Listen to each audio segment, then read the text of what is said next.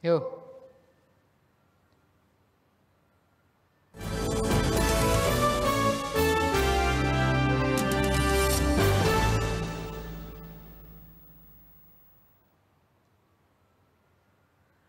Pemirsa, 8 unit kios di Jalan Raya Tajur, Bogor Timur, Kota Bogor pada Selasa sore ludes dilalap api. Cuaca panas dan kencangnya tiupan angin membuat api terus membesar dan melumat seluruh bangunan kios beserta isinya.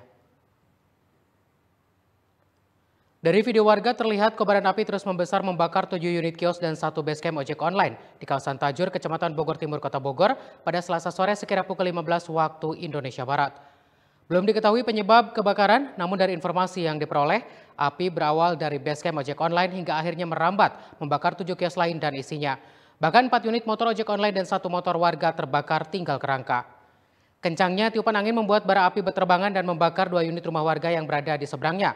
8 unit armada pemadam kebakaran dari Kota Bogor dan 3 unit armada bantuan dari Kabupaten Bogor dikerahkan ke lokasi kejadian.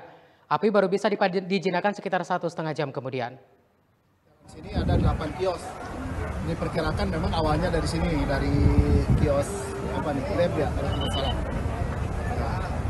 Kondisi angin sangat besar, sangat kencang, jadi ada bara api yang loncat ke seberang terbawa angin dan mengenai rumah.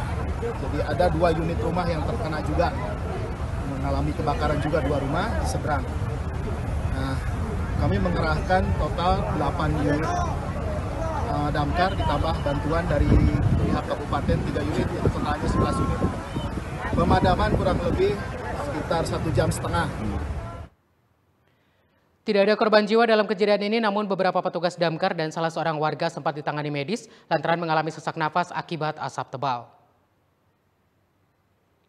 Dari Bogor kita beralih ke Sukabumi. Pemirsa, 2 kelompok pelajar SMK di Kota Sukabumi terlibat aksi tawuran di kawasan Lapangan Merdeka.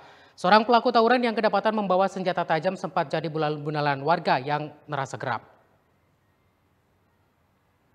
Terlihat puluhan 2 kelompok pelajar sekolah menengah kejuruan terlibat aksi tawuran di Lapangan Merdeka Kota Sukabumi.